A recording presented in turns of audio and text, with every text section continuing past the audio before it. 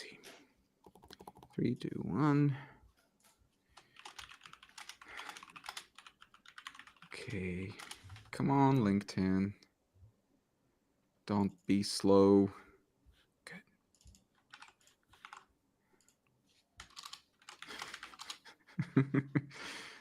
I actually love this first minute or two of awkward silence every time. Yeah, I mean, I'm trying to think of something to break it up, but nothing's coming to mind. So kind of sitting here awkwardly. It's like you're an award function and you're sitting behind to be called Yeah. for your performance. All right. Well, Strange. we're live. So, welcome Okay. back, everyone, to Odys Talks. This is our first episode of this year, and we're starting it with a bang. Uh, naturally, this We have show the was, almighty Kasra Dash with of us. course, of Yeah, course. he wrote the I'll description. I get to heard. that. I'll get to that. Well, naturally, this show is hosted by Odys Global, your one-stop shop marketplace for age domains, websites, and premium names, as well as additional services including topic clusters, ET audit, 300 directs, fully managed hosting, and we've also recently publicly launched our lease to own feature. So if you spotted a domain name, a website on our platform that you think is a perfect match for your business, but you can't or don't want to pay it in full at the moment, you can now do it in installments. So just reach out to us via our website, Global, and yeah, you'll be provided with all the details. All right, so today I'm joined by an amazing trio. And yeah, Craig, and the answer for you is that I wrote the description. So yeah, the almighty Kasra Dash, Kevin Meng, and Russell Lobo. Guys, why don't you introduce yourselves? Add anything you want to add about yourselves, and yeah, let's kick it off. I So think Kasra, Kasra should go since first. yeah, Yeah, you should go first the since you're the Almighty. almighty one. Since you're the almighty. I don't know why I'm the almighty. Well, just because it seemed the right thing to write about you. My name's Kasra Dash. I have got affiliate websites. I've got multiple gambling affiliate websites and over six or 700 local lead gen websites now as well. I partner up with some great people, and yeah, that's me. Awesome. Russell? Hi, I'm Russell. I own two medium-sized niche websites, which are valued at around 7 figures at the moment. And I own a link building agency where I do genuine outreach and don't pay for links. So it's either reciprocal links or social traffic for links. And it's a small output because it's genuine outreach and I don't pay for links. About 200 links per month, but it's pretty decent. Yeah. So that's what I do. Awesome. All Kasper right. gave a smile when I said genuine outreach because he knows that 99% of the vendors out there are claimed to be genuine outreach, but not really genuine outreach. That's the I, exact I reason I why I saw a laugh. smile. Exactly. So mine's genuine outreach. I give the client access to the Gmail ID where we do the outreach from and things like that. So they know, that we are really doing the outreach and the responses are coming in, things like that. Good stuff. Awesome. Thank you. Kevin, you're the one left. Sweet. Yeah. I'm Kevin Meng, and I'm just a content writer. So I got nothing super complicated to talk about here. I have a And web course and templates. Working on an ebook. Got a new AI course coming out. All about how to write good content with ChatGPT, how to edit, how to do things at scale, help hire writers, train writers, anything to do with content writing, copywriting. That's what I do. Awesome. Amazing.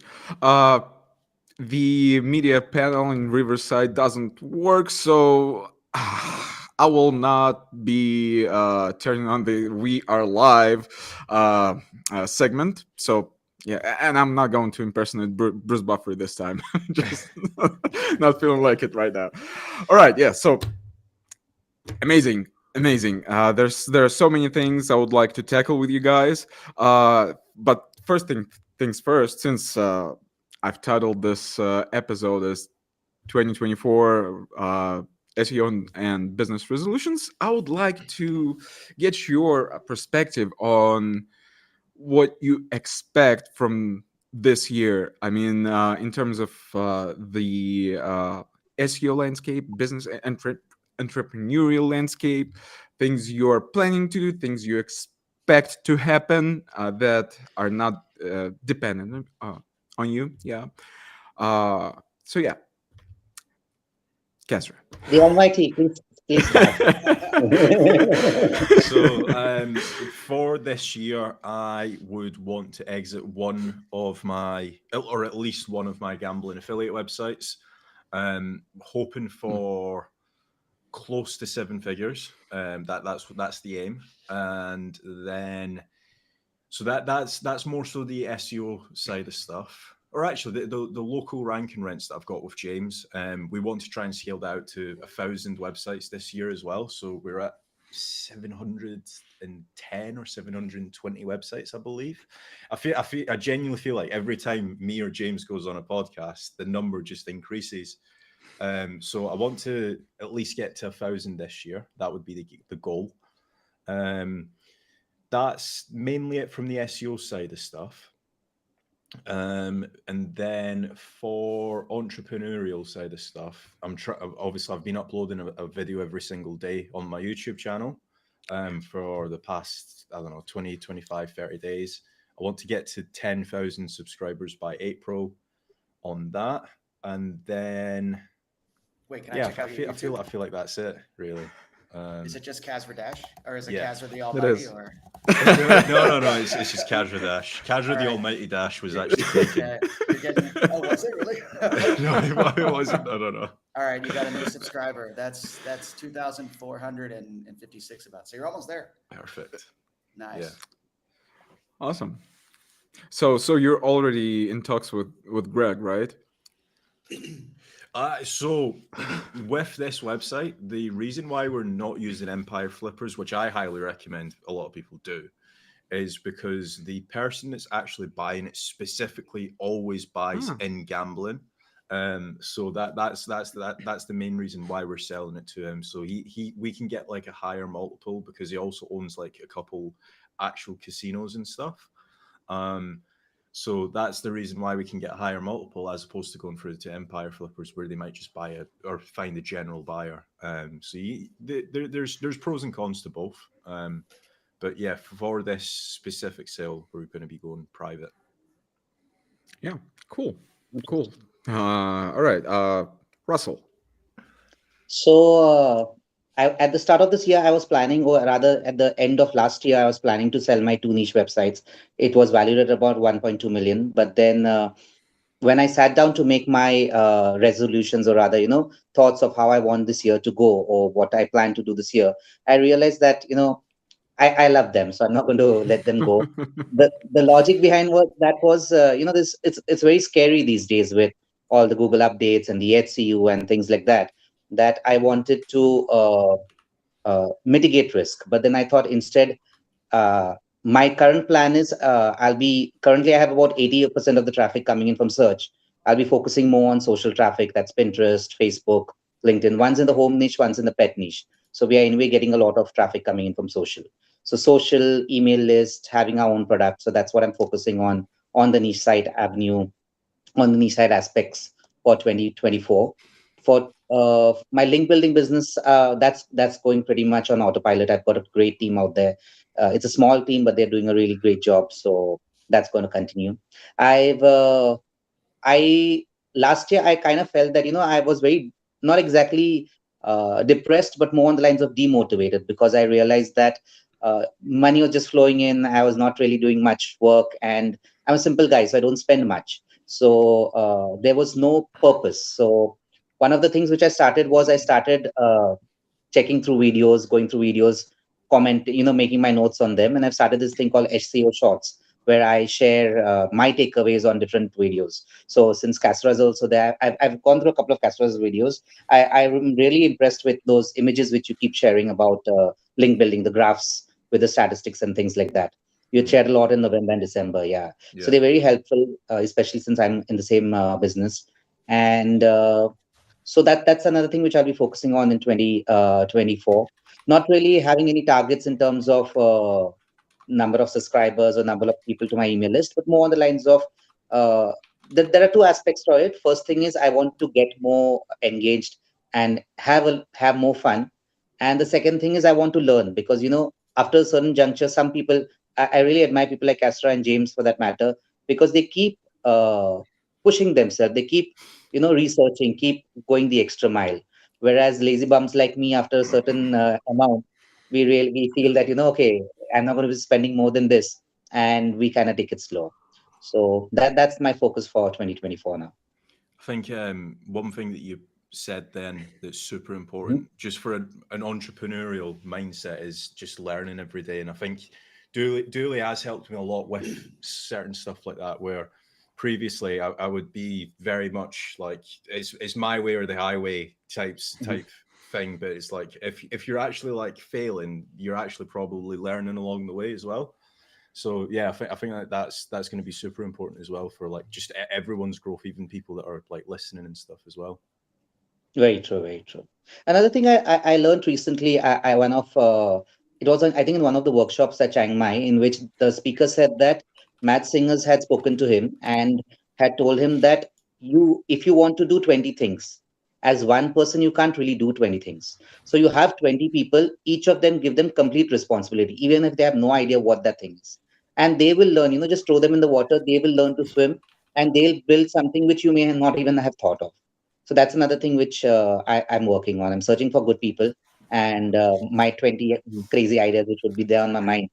I'll be uh, I'll be having them experiment on it, and maybe coordinating the whole thing.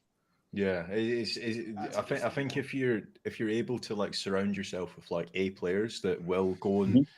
either improve SOPs or try and monetize different avenues as well, that's super important as well. Because then Very it's true. not always just you thinking about all the ideas and stuff. Yeah, Very true. Very that's I true, think it. and that's actually sorry, No, Kevin. go ahead, please.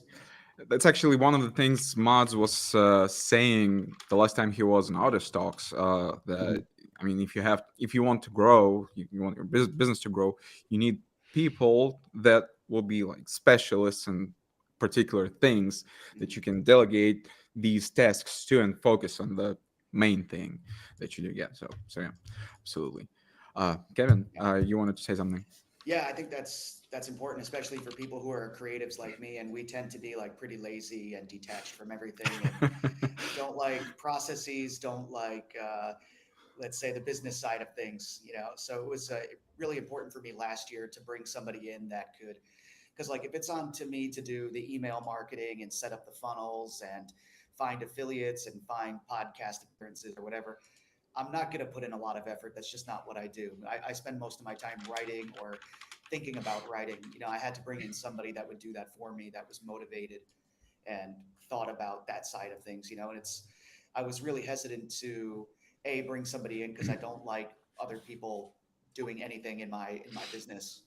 But also, it was a decent amount of money, but the amount that it's brought back to me has been so much more. Freeing myself up from worrying about that, or frankly not putting in much effort to it, just seeing a lot more sales, a lot more, seeing my face around a lot more places than I thought. So it's just nice to kind of, I know it's scary to bring somebody else in and give them that responsibility or give them money because you're so used to doing something a certain way, but you have to realize that it's just your stubborn brain lying to you or playing tricks on you.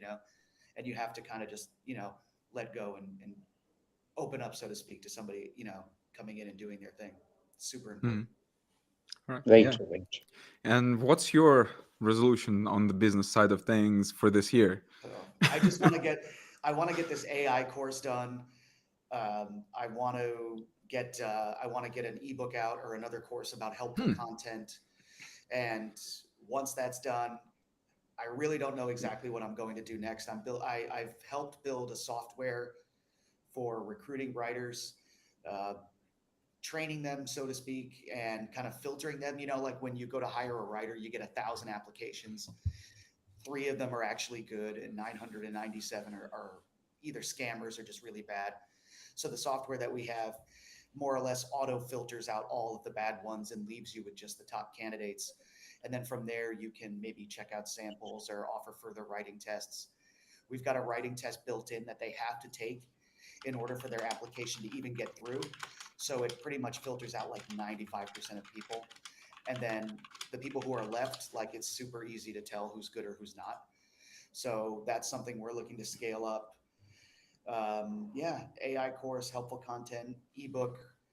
I'm working with Blog Growth Engine, helping to build out their funnels, helping them to make new training on content writing, becoming a writer, um, copywriting basics like sales copy, emotions, benefits, stuff like that. So there's not any one single goal. If I had to sum it up, it's just I want to get all this shit done so I can just stop worrying about it.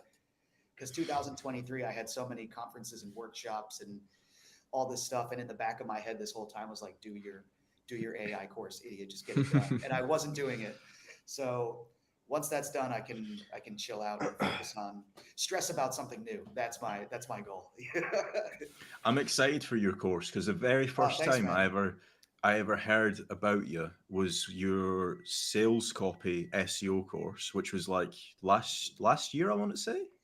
No, 2 years ago now. Yeah, actually might even be 3. I think it was 2000, end of 2020, so like 2.5 years. Yeah, so like we got me and James got like literally everyone in the office to read Oh, that nice. course, and Thanks, man. everyone Thank had you. like amazing reviews, like, oh my god, this is so good, or like the psychology Awesome. behind the sentence, like everyone had like really good things to say about it. And then That's I awesome. got a Thank bit you. of FOMO, and I had to start like actually doing your course as well. So I was like, oh, this Thanks. sounds really good. Thank you for actually doing it. You'd be so surprised how many people get it. And then Yeah. I reach out to them and I'm like, hey, did you like it? Do you have any questions? How can I help? And they're like, oh, I didn't do it. I'll do it next year. Like they'll buy it and then they just put it off to the next year. I think it's because content is such a foreign like concept, to a lot of people. They like to focus on the SEO side of things more. So I'm really thankful that you guys went through it. I think I'm one of them. I have a copy of your course and gone through. I had a sinking suspicion it was you. Right, right. uh, by the way, Kevin, there was one thing I've been meaning to ask you in Tallinn and in Chiang Mai, but like there were so many things going on around, just Alcohol. I Yeah. that too. But yeah, so one thing I was really wondering about is that you've actually like really quickly adapted to the new, let's say, tendencies in content writing when the AI became like a thing for like website building and stuff like that, for content as well. And like I've seen a lot of content writers, copywriters, content specialists who are like, oh, now this AI thing will not last long. It will not provide you like a good enough copy and stuff like that. But since we're friends on Facebook and I'm following your page, I'm reading your posts, so you're just on board with it really quickly, saying like, look, yeah, I mean, you can actually make AI write good stuff for you. Just you have to understand how to do it. Uh, what actually like led you to not dismiss the technology but actually endorse it and embrace it? Yeah, I think the market kind of made me. Everybody was into it, and I think the main thing was I was seeing people posting a lot about AI content, and I was realizing that they were making the same mistakes with AI that they were making with humans. It really all comes down to everyone is trying to skip the step of actually learning what good content is. So it doesn't matter if you're working with humans or AI or anything like that. If you don't know what good content is, you're not going to be able to get good content. And also, I started using ChatGPT to write content, and I realized that it actually listens to commands like humans don't. Human writers are lazy. I know, speaking from personal experience, we disappear for days on end. We don't do things on time, and writers will hand me something, and I'll ask them to improve it, and they'll either tell me something like, I don't know, I don't really like that, or it's too much work, or maybe I'll do it in a couple days. But if you ask ChatGPT, it does it immediately. So I was like, okay, I'm hooked. It actually listens, and I really appreciate that. So also, I think that now I understand the value of AI a lot more than I used to, because I think that, not everything should be written with AI. I don't think it's really good for product reviews. It's obviously not good for sales copy. But in the SEO world, a lot of content is there just for the sake of content. It's there for the sake of filling the keyword. It's there just to give you that topical authority. And also, I think that if you use ChatGPT right, it's better than so many human content writers, because so many people just don't put in the effort. It's not better than a good content writer. It's definitely not. But how many content writers are actually good? 5%, Very true. maybe 10%. So True. um, in my main job with Blonde Growth Engine, I don't use AI because it just gets in my way. It's not good at writing in-depth, super helpful, unique content with analysis and stuff like that. AI is not good at that. But for all different other types of content, basic how-to content, basic informative content, all that stuff, I think I've come around quite a bit if you know how to use it properly. And that's what I try to teach people. Yeah, funny thing And that you mentioned. Sorry, Russell. Go on. that's wonderful. Is that what's going to be in your AI course? Yeah, definitely. It's going to be all about Okay. how to get ChatGPT to sound like a real human, how to get it to write good content that's helpful to the reader. It's going to be about how to edit the raw output to make it more in-depth and helpful. It's going to be about formatting. It's going to be about using AI to help you write something better. Like if you know how to use AI properly. So for example, a lot of SEO people, when they write content, they aren't very aware of user intent and the user profile who's behind the search, So we're going to teach how to use AI to actually study who the person is. One of the examples that I use in the course is something like, if you Google best dog breeds for families, you're going to see a lot of content that's like, you should get a Labrador because Labradors are nice and they have black or white coats and they're very friendly, and that's it. Like, it's very factual content. Whereas somebody who searches for that is really looking for decision-making content about how to choose a dog breed and why this one is good. And we're going to teach how to use ChatGPT and Bard to find that intent and add it into your content, so to speak. Nice. Very interesting. You mentioned product reviews and stuff like that. Uh, last week on the previous episode of Odys Talks, with Doug Cunnington, Jason Barnard, and Corey. Corey actually mentioned that Google started favoring sites like Reddit and Quora because they feature like actual users who share their honest opinions, like the live opinions, let's say, from their relevant experience on things. So guys, did you notice a trend like that in your work?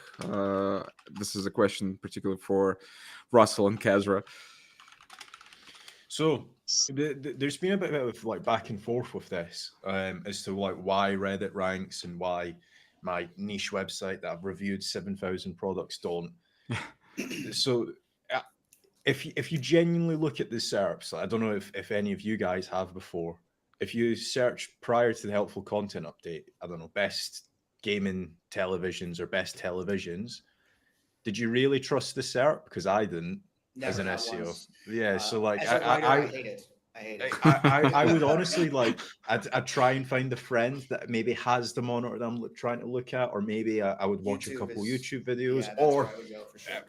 I'll be openly honest. I would go to Reddit because there is people that are talking about the LG 445 or whatever.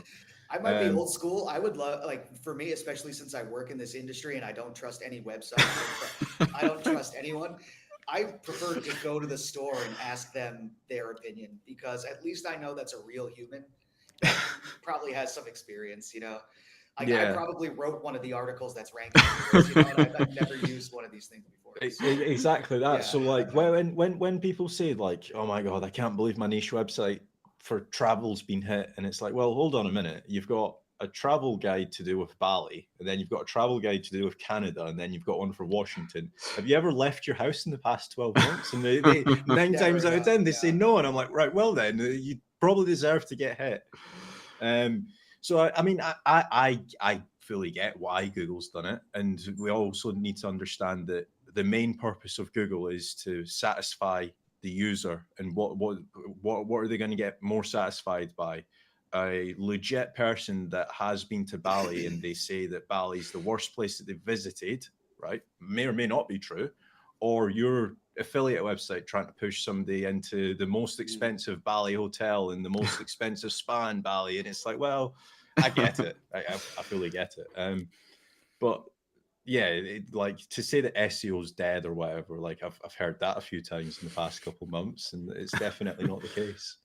Right, especially like I love going to Reddit for certain places, so for certain queries, especially when it's related to something like fitness or health or something like that. I just like to see what real people, quote unquote, are saying. I prefer YouTube anyway for product reviews as well. So I totally understand why Google is doing it. Yeah.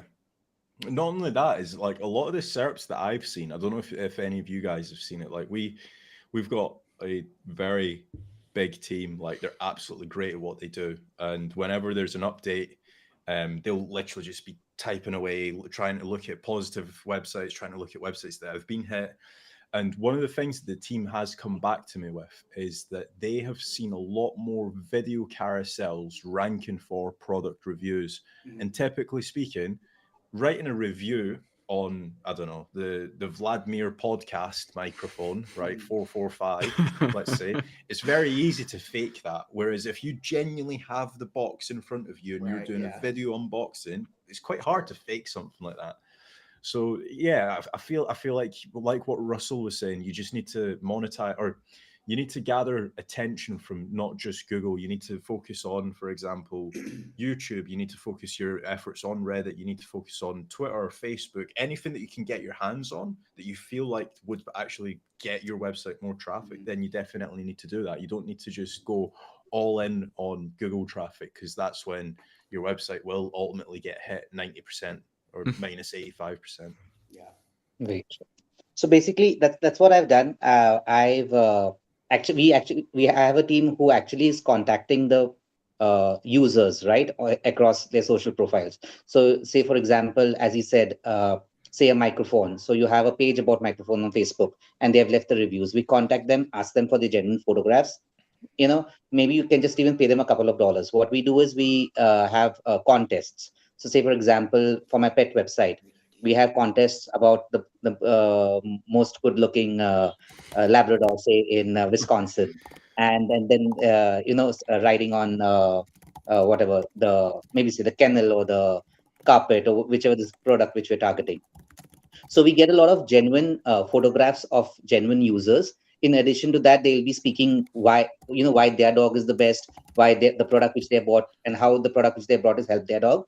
And that's like original content written by genuine people, written colloquially using the slang which a normal pet owner would use. I don't have pets.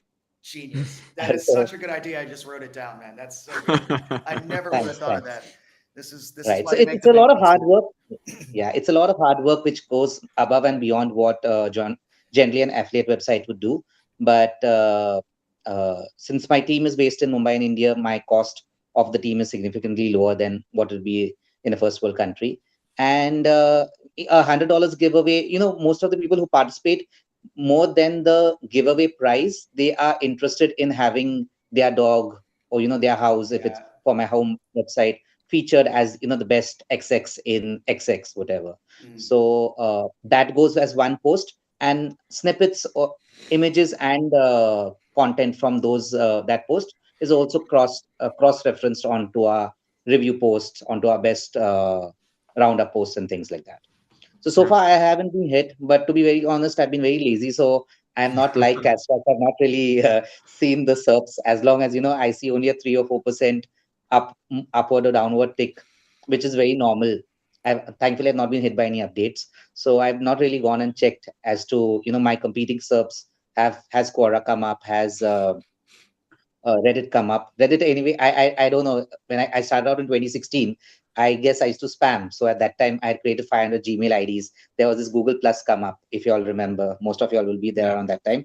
So I used to rank. I had a payday loan website in which we had uh, Kasra will know this guy, Ghafor, Yeah, the sure. Egyptian. Yeah, Yeah, Gashar, yeah, yeah, Gashar, yeah, Gash, yeah. Ghafor. Good guy. So he had made this, yeah, plugin workhorse or something like that, in which I made a 18,000 page payday loan website. And what I would do is simply through IFTTT, I had connected the website to my 500 Google Plus IDs. And with every page which was to be published, it was to be shared on 500 Google Plus IDs, and it would straight away rank within the first week or so. And payday, as you know, is a pretty decent niche. And it's just the sheer volume of traffic and leads which started coming in, which gave me a pretty penny out that at that time. I sold the site in 2018, but I still have those legacy 500 Gmail IDs through which I've created 500 Reddit IDs, which they of course banned it. But I have them on Quora, on Twitter, on Facebook. So maybe this year I'll create a nice bot army on Quora and start ranking, cross ranking rather, using that. Let's see. Awesome, awesome. We have several questions. First one is, I think Kevin, it's for you. Link to the courses. Is it Kevin Meng SEOcopy.com?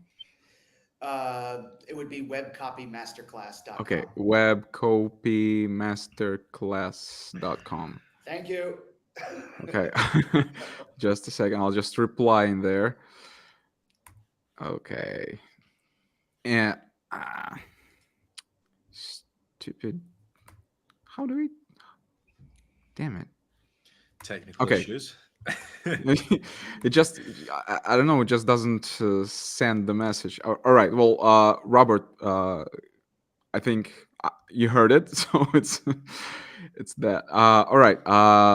Now I'm not sure if it's the same Robert or not, because the first question was from LinkedIn, and this one is from YouTube.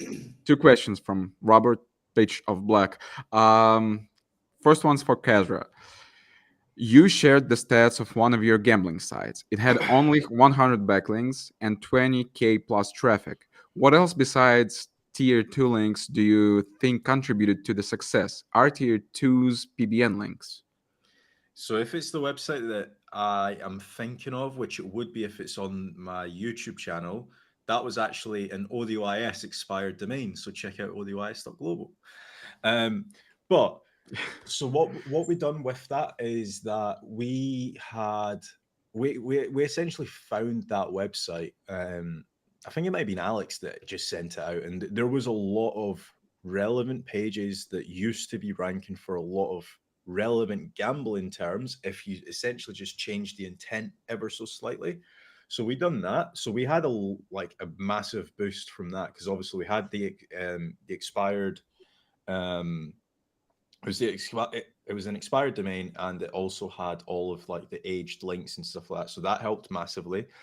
With the actual link building for that, I want to say that we still done links to it, but more so to like the money pages for that website. As for the tiered link building, we don't use PBNs. And the reason why we don't use PBNs is because we're looking to sell these assets. Now, if you think from an investment point of view, what's actually easier to acquire? An affiliate site with just one set of hosting and just a domain name and obviously all the affiliate accounts, or an affiliate account, an affiliate website with the domain name and 200 PBNs underneath it. Obviously, as an investor, you just want the least amount of hassle. You don't want a footprint. You like, again, at the end of the day, you're building out an asset. And if you are using PBNs or if you're using dodgy black hat techniques, and again, that's not to say that PBNs don't work, because I know for a fact they do, but it just lowers your value, especially if you are looking to sell like a gambling affiliate site. The number one thing when people look at gambling affiliate sites or casino sites is this website using PBNs? Yes, okay, that's probably minus 40% of your valuation. So if you were to do it the legit way, or the whiter hat way of doing it, with guest posts and niche edits and PR and whatever else, you might have got 2 million. But because you've used PBNs, it might be 1.2 million. So again, 800,000 is quite a big difference there. So yeah, I like for tier twos, we just use niche edits from Searcheroo. But again, there wasn't anything special behind that website. It was an expired domain. We obviously did power up some of the links with tier twos. We've done some guest posts, but again, lining up the relevance with an expired domain helps massively, as you can see in the case study. Yeah, it's actually the one you shared on Twitter. So, What I if it's the shared one, on Twitter, yeah. it might be the You same specified one. it. It might be the same one. All right. Thank you for the answer, Robert. I hope this answers your question. And the question for Russell from Robert as well. What is your success rate with the outreach emails? Do most people choose a link exchange or social traffic? Do you offer them both in the initial email? So there are Yeah, several in one. right. The response rate has reduced significantly. I started out link building in for my own websites in 2018. Then, since when I sold my payday loan website, I had my team, so I leveraged it to start a small link building agency. And so I have a part for my own for my own websites, about 80% for clients. But it's become significantly tougher. So earlier, where I would get maybe say for every 10 website emails we have done outreach websites we've done outreach to, I get a reply. Today, now in 2024, it's almost maybe say 100 or 200 websites we have to contact to get one positive reply. That's more on the main reason behind that is we don't pay money for it. One of the advantages for me for not paying money for it is I've got about a 90% margin, which is pretty decent. So, I can have a small scale, maybe say 40K a month, and at a 90% margin is much more decent than having maybe say a 20 or 30% margin and having 100K a month. So that's my logic behind that. In addition to that, more importantly, I have seen that the links I create, because we don't pay money, the chances of the websites which we're getting links from are much more safer. So the chance of being penalized by Google is much more lower, as in the links being penalized by Google is much more lower. Obviously, that's not going to work in competitive niches like gambling and maybe say sex toys and things like that. There you have to obviously pay. No one's going to give you a free link. And though I have tried for even sex toys and it's worked successfully. I built an authority site and on an expired domain, and I used that for doing the outreach. But then unfortunately, the authority site crashed, so it didn't really help there. Majorly, it could be because of the sector links, but yeah, that's two questions answered. Any other? Did I miss any part of it? Let's see. Do you offer them Now, both now in the initial email?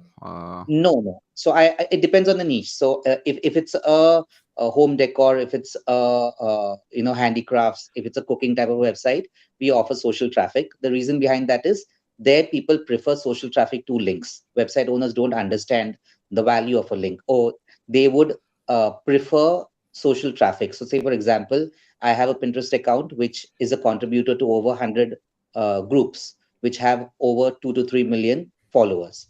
So when we share their link on those groups, they get a significant amount of traffic. Maybe say if the website is on an average getting a couple of thousand traffic a month, their traffic shoots up to 5 6 thousand because of our shares, right? So it's a huge win for the donor website. uh, I've also tried this on for websites in AI, cryptocurrency, things like that, where I have a VA pull in the list of LinkedIn groups and Facebook groups related to AI and cryptocurrency and things like that, and the VA starts interacting on their group, make sure that his face is seen, and then after that starts posting the donor website links along with a small description, why they should read this link or why is it helpful. So it's a win-win for both. It's a win for the people in the group who would you maybe go and understand some aspect of the cryptocurrency. I don't understand cryptocurrency, so that's it's just a project for me. But many people are really passionate, so that's the type of social traffic I would give for those type of websites. But maybe say if you have a website which they understand the value of links, especially affiliate websites or things like that, their our initial pitch would be straight away a reciprocal link. And it's always good not to confuse the donor website owner. So if you're having a pitch about social traffic, have it only about social traffic, or you can A/B test also. You run two IDs, 50 emails per day. one ID you run with social traffic, the other ID you run with reciprocal. At the end of the week, you check and see where you're getting better benefit, and then better responses, and then you can switch accordingly.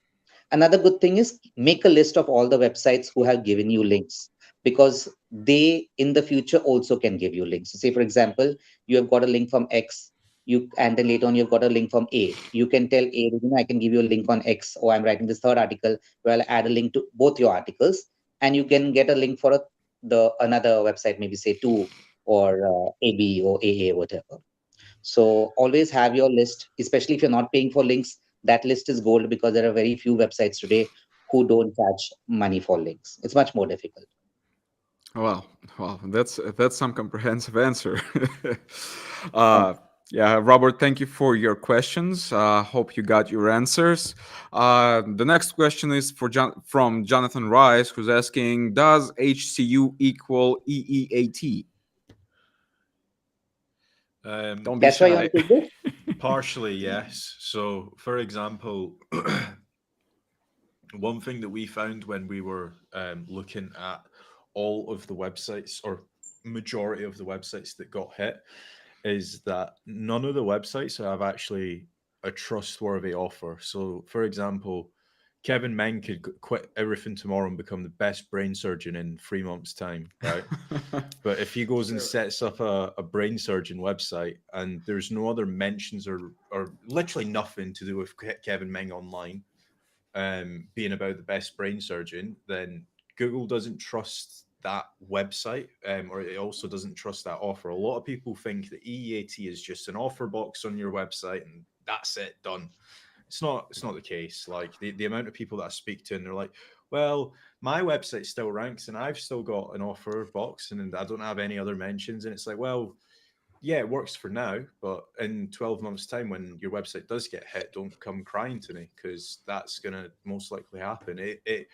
How we always see it is that there's a certain threshold, right? So, say for example, if you've got a little local website and it's getting a couple hundred clicks a month, you probably don't need to worry about EEAT, and you also probably don't even need to worry about the HCU as well, because you've probably only got, let's say, 15, 20 articles on it.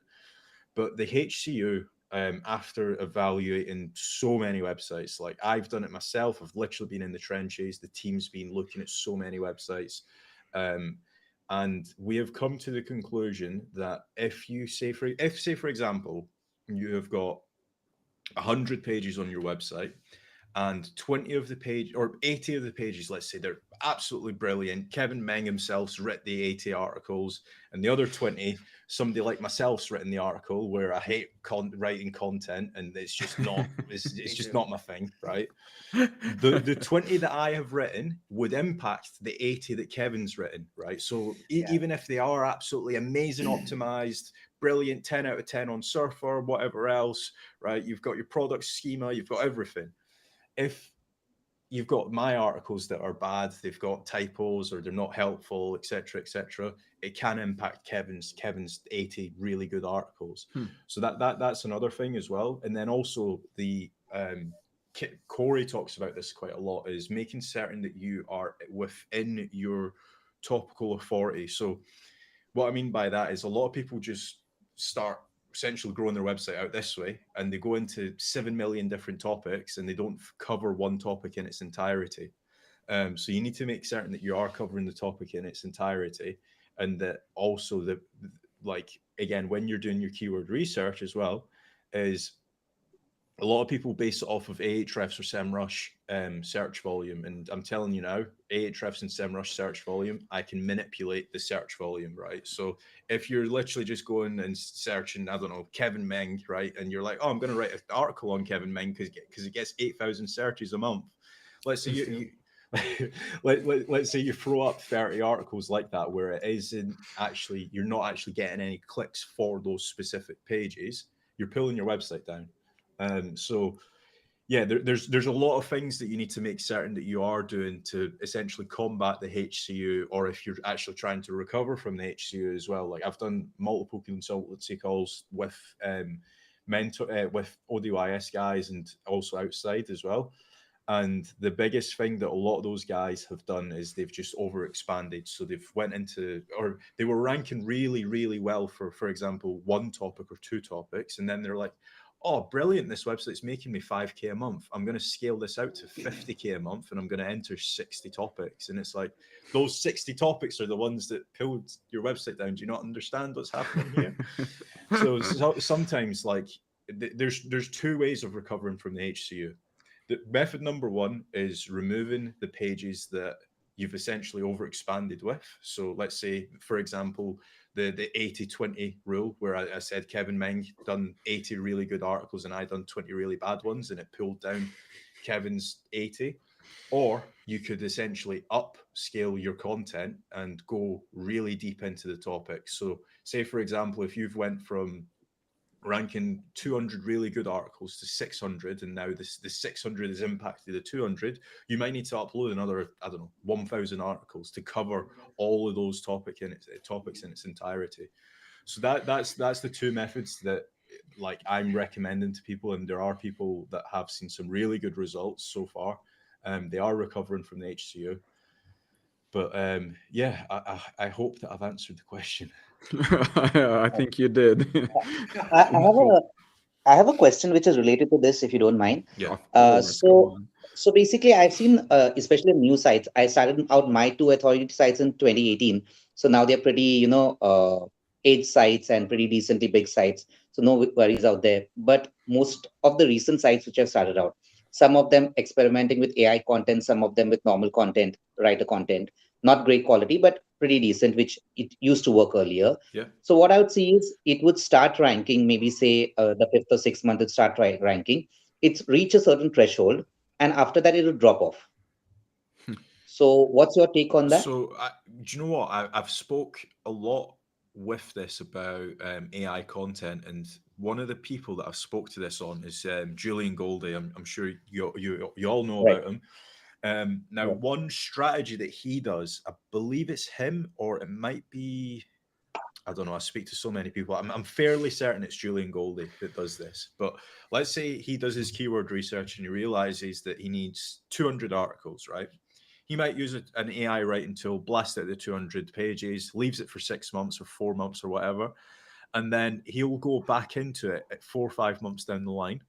And he will then check to see which pages initially ranked, or they might be ranking. And then he will get like a full-time actual copywriter or full-time editor, essentially, to actually go in and add in missing LSIs, missing entities, anything like that. So what I would recommend in your case is, if, say, for example, an article does come up, let's say at position 4, and then it drops down, I would check to see if potentially you can obviously improve the article, whether that's building more internal links, whether it's link building, using your link building agency, or whether it is actually improving the content. Because sometimes what you will find as well after after a core algorithm update is certain keywords change the intent. So like what I was saying before, certain keywords now, it's a video, it's not actually a page that's ranking, it's the video carousel with the 3 videos or the 2 videos. Okay. So in some cases you might need a video, or in some cases the intent might have changed from an answer snippet to a numbered list. So that might be another reason. And then the other reason as to why that might happen is making certain that your website isn't Google News. Because if your website is Google News, again, some people might know this, some people might not, but if your website's Google News approved, what you'll find is when you publish an article, it will have that little bit of a boost and then it will drop off. So if it's something like happening all the time, check to see if it's Google News, because that's a very normal thing. But again, to combat that, you obviously need to just improve your overall SEO, whether that is hiring an actual editor, adding in missing entities, missing LSIs, secondary keywords, doing internal links, doing link building, just overall good SEO. Right. And what's the logic behind the 700 websites? Like, for example, would it make more sense?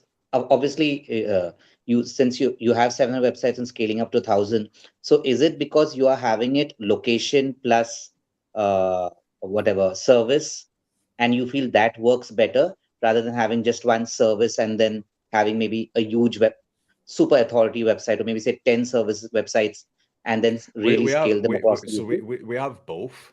Uh-huh. We've got both types. I mean, what works better? They probably both work as well. One thing I will say is if you have multiple services, you might need more links. Whereas if you're going super exact match, like for example, plumbers in Wisconsin, or like I don't know, emergency plumbers in Wisconsin, or something along those lines, there's probably not going to be that many exact match domains that you're competing against. So Right. if say for example you were to get the expired, or not expired domain, but if you were to just pick up a domain called Emergency Plumbers Florida, and if you were to just map out the entirety of the state, then it works pretty well. Or another strategy that you could also do as well in America is getting the domain, like for example, plumbers in Miami, and because it's an exact match domain, you need way less links for something like that. So yeah, you just need to test that out. Okay. And for these type of websites, do you have any specific thing in terms of the anchor? Because it's anyway exact match, like say plumbers in Miami. So we obviously get like the no follow foundational links. So there might be like Right. 200 foundational links. Obviously they are no follow, so they are usually URL or branded. So I don't know, plumbers in Wisconsin. But we're not really worried about those like over optimizing us. One thing that I will say is that a lot when you're doing exact match, you can get away with a lot more phrase match anchors. So like for example, what we typically do is we'll throw up a website, we'll get the foundational links, and then we'll probably leave it for 2 months and then see what the secondary keywords are. So for example, if you're going to go down the Wisconsin plumbers route or emergency plumbers route, there might be like loads of people searching, I have a leak, please help, right? And then Right. that's typically they're indirectly they're asking for a emergency Plumber.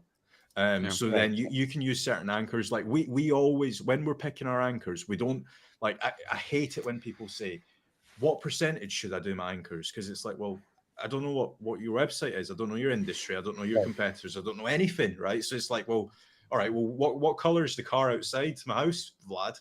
Like, go guess it. Like that's essentially what somebody's asking me, right? But if you actually look at Google Search Console, right, and I highly recommend anyone doing this, and even if you don't believe in link building and stuff like that. So if you load up Google Search Console, put in your inner page or whatever page you're trying to rank, right? Like let's say we're trying to rank for best copywriting courses, right? So put in that URL, look at that specific page on Google Search Console, then look at all the secondary keywords. Those are all anchors that you can use both for internal links and also for backlinks. So if you're going through that entire list of, let's say you've got 6,000 impressions and you've got 200 300 different keywords and different secondary keywords, if you're building links with all of those secondary keywords, you're never going to over optimize. How can you? Right. Because it's all Right. different variations. So if you do certain things like that, then great. And then same goes with internal links as well. Like so many people just use exact match. So if they're trying to rank for best sales copy courses with their internal links, they're always just using the exact same internal link. Load up Google Search Console and look at the data. The data is literally given to you. Why not use it? Right. So Right. yeah, that's what we do with our links and also with our internal links as well. Okay. And your 700 websites, they are organic, not a GMB, right? Oh, it's I part want to GMB. say we've got probably 150 200 GMBs, not many at all. Okay. Okay. We all, so the reason why we do that is because with GMBs so let me tell you a story. Maybe like 3-4 years ago, me and James bought, I want to say it was like 500 GMBs, and we were like super excited. We're like, oh my god, we're gonna be the first trillionaires, right? Got these GMBs, and then started figuring out how to rank them, like CTR manipulation, doing all sorts of crazy stuff. And then literally after maybe 6-7 weeks, every single one of them got banned, and we're like, Oh man. so yeah. Right. All right. Oh wow. Awesome. A lot of knowledge bombs here. So I hope you had your notebooks over there, or yeah, you can always come back Watch the and replay. rewatch it. Yeah. Yeah, there are a couple more questions, so let's try and go through them very quickly. So, one more question for Kasra, from Johannes Faupel. Do you have a general topical focus in your domain portfolio, or do you test everything under the sun? Do you have any favorites? As in, like, what out of the Domain websites portfolio. that? Oh, Well, so he said domain portfolio. um, I quite like law. I quite like finance. Do you know what? I just go after anything that's difficult because I feel like a lot of the local stuff, typically speaking, you can rank for local terms within 5 months tops. Um, so I like looking at like the more harder to rank keywords. Like, for example, I remember, um, I think I've told this before on one of the ODYS talks, but I remember 2 years ago, or it might have been 3 years ago now, they had just released the FAQ schema. So you remember, like, you could get like 6 FAQs and you'd just be able to push down all your competitors. I remember I saw that like 2 months, 3 months before anybody was talking about it. So I think Matthew Woodward was the very first person to like tell everyone about it, like, oh my god, you should do this, right? I remember I saw that on a slot website, and within like 50 minutes, I had reverse engineered how to do it. And then I mean, it's not hard to reverse engineer, it's literally just schema. But then I had shown people in the team like how to do it, and we had literally blasted out on across 500-600 websites at the time. And literally just by doing that, it increased our bottom line. So I always like to look at harder industries. Like, for example, I will be the weird guy that will be looking at slots websites or sex toy websites and stuff like that. Not for personal use, but just to see what they're doing. Because like some of the guys that are in adult industries like porn, gambling, CBD, pharma, any of those guys, they genuinely do know how to rank. And because they know how to rank, and because the competition's so hard, they need to be like essentially the top 1% of SEOs. Their content needs to be amazing. Their links need to be amazing. Their internal linking needs to be amazing. Their schema, tricks, and literally just look at the hardest SERPs and then just try and replicate what they're doing on yours. That's why I like to do that. Yeah, of course, especially That's great to especially hear. after ranking casino websites, gambling Yeah. websites. It's like, everything's possible. Yeah, definitely. All right, the last question on. I think I'll be the first one to respond to it, not because I'm biased. Where's the best place to find good expired domains? Yeah, so it depends on I what you wonder. need. Yeah, if you really want something like crisp, crystal clear in terms of history, SEO metrics, you should go to Odys.global, get create an account, and go shop for a domain name. If your criteria is not as strict, I'd say, yeah, I don't know the other places. Well, actually, I do, but yeah, there are many other places. I don't know, guys. So what do you think? For expired domains, Yeah. I only buy from ODYS, and I genuinely, I'm Same. being 100% honest. I've only ever I know. bought maybe 4 or 5 expired domains, and they've always been from ODYS. There are obviously other vendors, and I've said this on the actual case study that's on the ODYS website. But the other vendors, they have too many links, and it's too hard to actually filter. Whereas with ODYS, Alex and you guys just do the hard work, and you filter out the bad domains, and I can go in and just pick whatever ones I want. So why go anywhere else? Thanks for the shout out. Yeah, I think it's time for us to wrap it up. Kevin, are you awake there? Yeah, it's fascinating actually to listen to Kasra talk about this. On my end, you're just your image is No, quite I've been, somewhat that was actually frozen. me sitting still. No, I was like super focused in. Yeah. Are you still sober of beer? Yeah, yeah. Oh, that's Yeah. great. That's great. Yeah. So yes, I think we're going to wrap it up at this moment. Thanks everyone for watching. Thanks for your questions, guys. Thank you Thank for you. taking the time to do it and answering the questions. Uh, where can other people find you online? Facebook. Casual. Yeah. Go on, however. Yeah, Kevin, you were Had to first. jump in So and say it. That's it. Facebook. Facebook, Kevin Meng.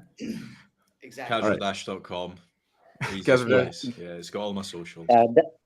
whlinks.com, that is white hat, so whlinks.com, and Facebook if you want to connect to me personally. But I rarely answer because I work only 4 hours a day. So I have a 4-year-old and a 2-year-old. So I'm lucky I get to spend a lot of time with them. And I sleep a lot, yeah. So Same. Yeah, yeah. and you can also book a coaching session with Kasra. You can find the link in the description box. He's one of our mentors, and you can go to odys.global/mentors to check out other mentors as well. We have James Dooley, we have Carl Hudson, we have Kyle Claver, Tim Schmidt, Gabor Dooley, Stuart Wickers, one of the new mentors, and Matt Singers and Doug Cunnington. Sorry, I apologize if I forgot anyone, Craig but is yeah, not there. huh? Craig Campbell is not there. No, not yet. At Uh, least I don't know. Maybe he uh, will join at some point. But yeah, because I've seen him promoting ODYs quite a bit. well, yeah, there was a collaboration with him in past. Okay, okay. So yeah, and he's a good friend of ours. So yeah, Mm. it's I always understand now. it's always great to see uh, see him giving us a shout out. Like in Chiang Mai, we didn't even expect for him to Right. to mention us in his presentation. It was a surprise, a pleasant one. So yeah, thank you very much for this Thank you. Thank you. conversation. The hour Had a nice flew time. by Thanks in a for the whiff. nuggets of wisdom on content, Yeah, Kevin, it was and all the no, it was interesting stuff interesting. I on. actually learned a lot. Fascinating stuff. Yeah. All right, and Thanks. yeah, see you guys next week. Yep. Stay put, stay tuned. Follow us on social media: Facebook, Twitter, LinkedIn. Uh, yeah, and see you And next time. follow Kasra's YouTube channel so that he Of crosses course. 10,000 before April. I Of did course, yeah. already. I wanted to ask several questions about like starting the YouTube channel, full scale YouTube channel. But yeah, there were a lot of different things that you uh, took time to discuss, which is amazing. All right, see you next time. Thanks, guys.